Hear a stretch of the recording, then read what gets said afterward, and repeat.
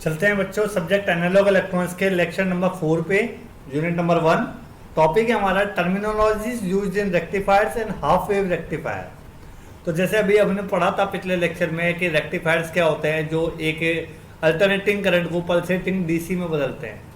तो हम एनालिसिस करेंगे रेक्टिफायर का आउटपुट क्या आ रहा है, रेक्टिफायर की एफिशिएंसी क्या आ रही है, ठीक है। तो इन चीज़ों को कहते हैं हम टर्मिनोलॉजीज। मतलब एक रेक्टिफायर के बारे में पढ़ तो दिया, पर उससे हमें आउटपुट क्या मिलेगा, वो मैथमेटिकल पैरामीटर्स क्या हैं जिनसे हम रेक्टिफायर की स्टडी कर पाएंगे, उनको कहते हैं टर्मिनोलॉजीज, ठीक है। फिर हम पढ़ेंगे हाफ वेव रेक्टिफायर इस लेक्चर में, ठीक है। नेक्स्ट, अब रेक्टिफायर को आगे बढ़ने से पहले कुछ टर्मिनोलॉजी क्लियर होनी चाहिए क्योंकि वही काम आएंगी। नंबर 1 कट इन और थ्रेशोल्ड वोल्टेज। जैसे कि हमें पता है हम डायोड को यूज़ कर रहे हैं as a semiconductor device in the rectifier, तो इसका एक प्रॉपर्टी होती है cut in voltage. Cut in voltage मतलब फॉरवर्ड बायस कंडीशन में, जैसे हमने पढ़ा होगा अग्र बायस, फॉरवर्ड बायस कंडीशन में डायोड 0.3 या 0.7 वोल्ट के बाद में कंडक्ट करना चालू करता है। उससे पहले वो ओपन सर्किट माना जाता है, करंट की वैल्यू 0 होती है। तो उस वोल्टेज को कहते हैं हम cut in voltage. Practical diode में ये चीज़ काम आती है। आइडियल डायोड में तो वो 0 से स्टार्ट हो जाता है, पर आइडियली कोई चीज़ होती नहीं है। सेकंड है एवरेज वैल्यू। किसी भी चीज़ का एवरेज, जैसे आपके मार्क्स आते हैं 50 जनों के मार्क्स आए तो हम क्या करते हैं 50 का टोटल बटा टोटल 50 बच्चे। ऐसे ही वेव फॉर्म का भी एवरेज वैल्यू निकालना होता है।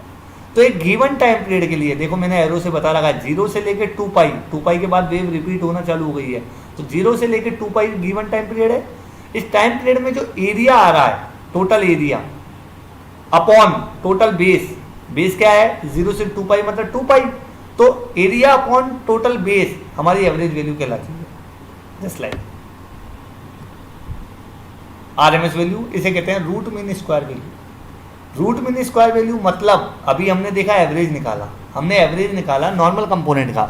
अगर हम उस कंपोनेंट का स्क्वायर करें और देन एवरेज निकालें तो आएगा मीन स्क्वायर, और उसका अंडर रूट ले लें तो आएगा रूट मीन स्क्वायर। मैं दोबारा रिपीट कर रहा हूं, अभी हमने एवरेज पढ़ा था, एवरेज में क्या करा था हमने, एरिया निकाला था अपॉन बेस, मतलब सारा वैल्यूज का सम बटा टोटल टाइम, ये बात हो गई।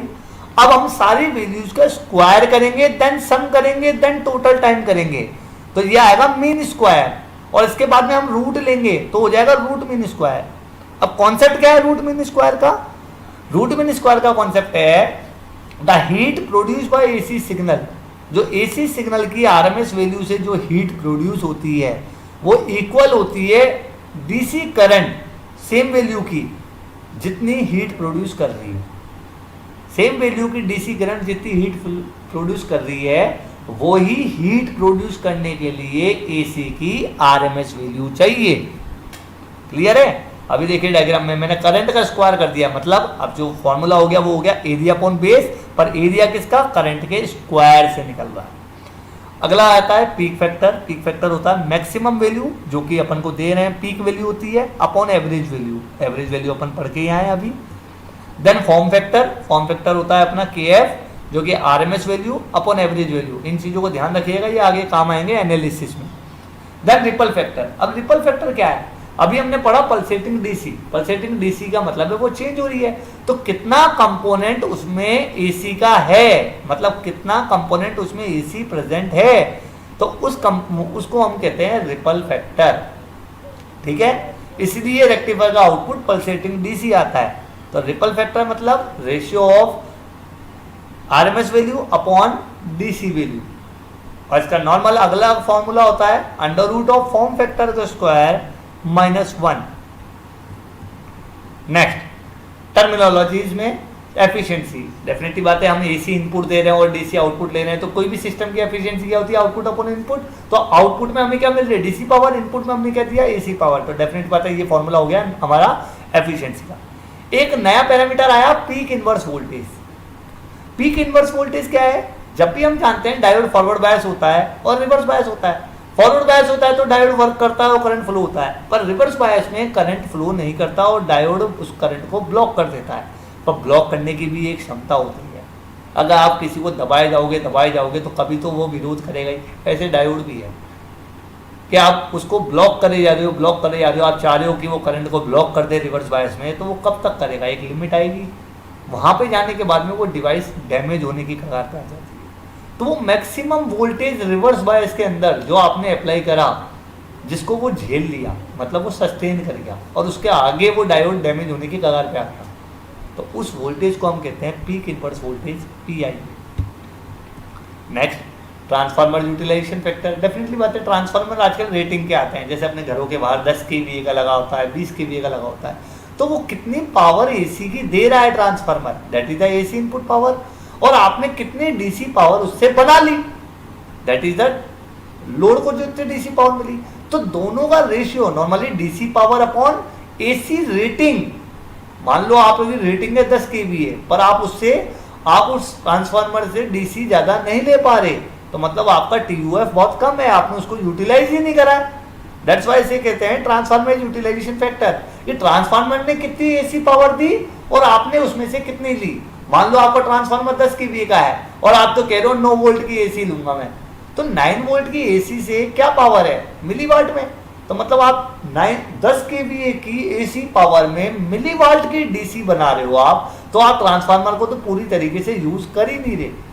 तो ट्रांसफार्मर यूटिलाइजेशन फैक्टर ये बताता है कि आप how much you are using the transformer. Okay, अब रेक्टिफायर्स के हम एप्लीकेशंस पढ़ते हैं। रेक्टिफिकेशन प्रॉपर्टी के कारण ये पावर सप्लाई सर्किटरी में काम आता है, पावर सप्लाई बनाने में काम आता है, जैसे कंप्यूटर में बनी होती है 5 वोल्ट की सप्लाई, 48 वोल्ट की सप्लाई, बहुत जगह आजकल DC पावर काम आती है छोटे छोटे सर्किटों में। ये स्विचिंग मोड टेक्निक, SMPS का मतलब होता है जो कंप्यूटर में लगा होता है, जिसे कहते हैं स्विचिंग मोड टेक्निक। ये हमारा चार्जर में भी लगा होता है जो रेगुलेटेड सप्लाई देता है। रेगुलेटेड का मतलब जैसे AC में चेंजेस आ गए, AC में ज़्यादा वोल्टेज आ गया, तो चार्जर फूकेगा थोड़ी, क्योंकि चार्जर क्या करता है, रेगुलेटेड पावर देता है। तो मोबाइल भी खराब नहीं होगा, वो कांस्टेंट पावर ही देगा, नहीं तो मोबाइल खराब हो जाएगा ऐसे। तो रेगुलेटेड मतलब कांस्टेंट पावर दे, चाहे वो इनपुट में चेंजेस आ जाए, तो उसको कहते हैं रेगुलेटेड, और इसी टेक्निक को कहते हैं स्विचिंग मोड टेक्निक। ठीक है, एम्पलीट्यूड मॉड्यूलेटेड सिग्नल को डीमॉड्यूलेट करने में काम आता है, वेल्डिंग में काम आती है ये, पोलराइज मैनर में जब हमें सप्लाई चाहिए होती है वेल्डिंग के लिए, तो DC सप्लाई काम आती है। ठीक है, चेंजिंग इनपुट और आउटपुट चेंजेस, मैंने बताया अभी। नाउ चलते हैं आगे। रेक्टिफायर में अभी मैंने आपको बताया था अनकंट्रोल्ड और कंट्रोल्ड, फिर अनकंट्रोल्ड भी 3 तरीके से क्लासिफाइड था, हाफ वेव रेक्टिफायर एंड, वो 2 तरीके से क्लासिफाइड था, half wave rectifier and full wave rectifier, और फुल वेव फिर 2 तरह से था, centre tap and bridge rectifier. तो सबसे पहले हम पढ़ते हैं हाफ वेव रेक्टिफायर। नाम खुद बता रहा है कि हाफ वेव मतलब मैं इनपुट की कंप्लीट साइकिल दूंगा, जैसे कि फिगर में बता रहा है, और मेरे को आउटपुट केवल आधी साइकिल में मिलेगा, बाकी की आधी साइकिल में आउटपुट 0 रहेगा। तो ऐसे रेक्टिफायर को कहते हैं हाफ वेव रेक्टिफायर। ठीक है, next, half wave rectifier AC voltage को DC वोल्टेज में बदलते हैं। इसमें नॉर्मली सिंगल डायोड यूज होता है कंस्ट्रक्शन करने के।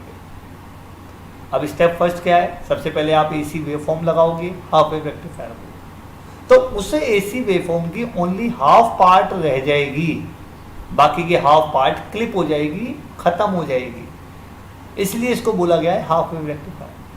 मतलब इसने केवल एक हाफ साइकिल अलाउ करी। अब वो डायोड के कनेक्शन के ऊपर है, आपने डायोड कैसे लगाया है, वो पॉजिटिव साइकिल भी रख सकता है या नेगेटिव भी रख सकता है। जो एक साइकिल बचेगी वो पॉजिटिव भी हो सकती है, वो नेगेटिव भी होती है, डिपेंड करती है डायोड के कनेक्शन पे, डायोड की पोलैरिटी आपने कैसे लगाई है।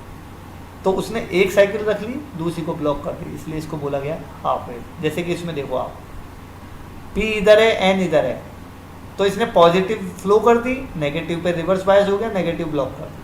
अगर अब मैं डायोड उल्टा लगा देता तो ये पॉजिटिव को ब्लॉक कर देता, नेगेटिव को पास कर देता। तो ये केवल एक पार्ट रखेगा, दूसरा पार्ट नहीं रखेगा।